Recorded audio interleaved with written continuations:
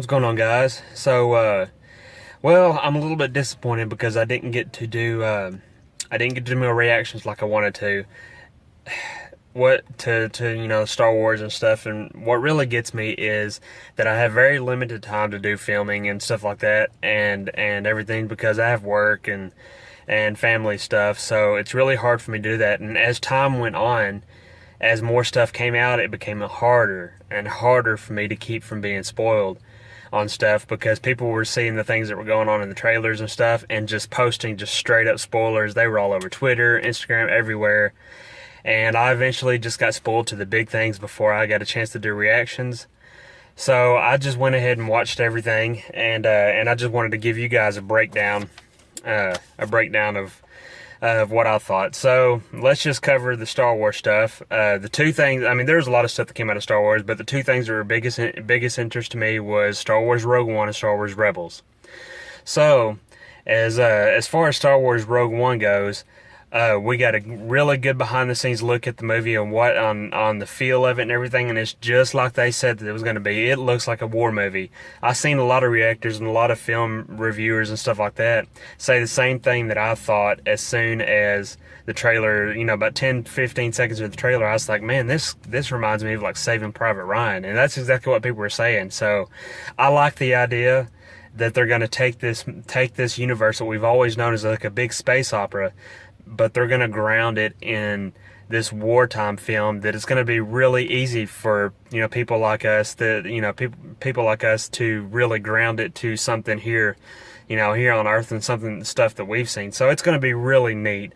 I can't wait for this. I'm going to try to do a reaction to the next like full-blown trailer that comes out, because we should be getting one pretty soon since Rogue One comes out in about 6 months. But I just can't wait. The characters look good. The new alien races look good. The droids look good. I just absolutely cannot wait for this one. Now, our next one is the Star Wars Rebels. Now, this trailer, like I've said before, I should have seen this one coming because they did put one out last year during a Star Wars Celebration. And I should have seen this one coming, but I was not expecting it. So whenever it came out, spoilers came out of nowhere because some big things got announced. Now I'm going to talk about one thing that leads into my Rebels talk. For any of you guys that have been Star Wars friends for a long time, and you have the Legends or the expanded universe, novels and comics that have been released in the past, everybody kind of looks at the Zahn trilogy, the Timothy Zahn trilogy of books about Grand Admiral Thrawn and everything as the proper successors to the original trilogy post Return of the Jedi. So now that we have a new trilogy of movies coming out that takes place after that, it kind of knocked Zahn's trilogy out of canon. So what has happened is Timothy Zahn has been brought back into Lucasfilm to write a new Thrawn book. Now I don't think this is going to have anything to do with the old ones, of course, but what he's going to do is take that character he created in Grand Admiral Thrawn, and he's going to reintroduce him into the canon in a proper way this time, so he can be used. And of course, now this goes into Rebels, he will be used because he was in the Rebels Season 3 trailer. There was all kinds of stuff in that trailer. Hondo's back, and Hondo is one of my favorite characters from the Clone Wars cartoon. He brings some good, humorous villainy and stuff like that. Not so much as a bad guy villain, but he's a mercenary. He's a bounty hunter. He's a cheat. He's a scoundrel. Kind of like how we got the idea that Han Solo was back in the day. And we get to see Grand Admiral Thrawn, and it looks like they took all the best parts of his personality, and they're going to really do him justice. I can't wait. His voice sounds good. He sounds menacing, and I always thought that outside of Vader and the Emperor, there's been all kinds of villains introduced to Star Wars over the years, but outside of them two, Thrawn has been the biggest threat for not being a Force user that the galaxy's ever seen. So it's going to be really awesome to see how that goes. It obviously looks like it's going a lot darker.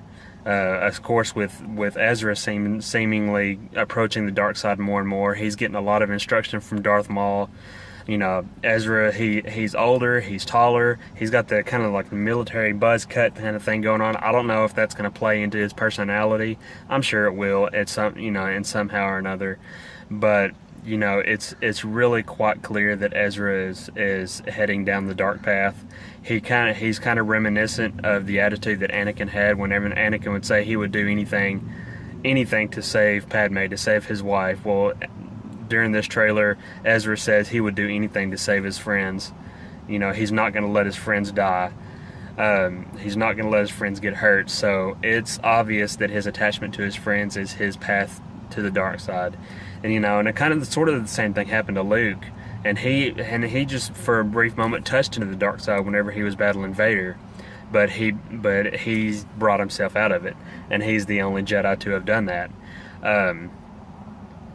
It's going to be really interesting what happens with Ezra. And you know, the timeline is approaching Rogue One. It's approaching the original trilogy as far as Star Wars Rebels goes. So it's going to be really interesting to see how they tie this series into the movies, into the films, and end it, you know, in a good fluid motion. So I think that, you know, season 3 is going to, I don't see us having more than 4 seasons, honestly, at this point.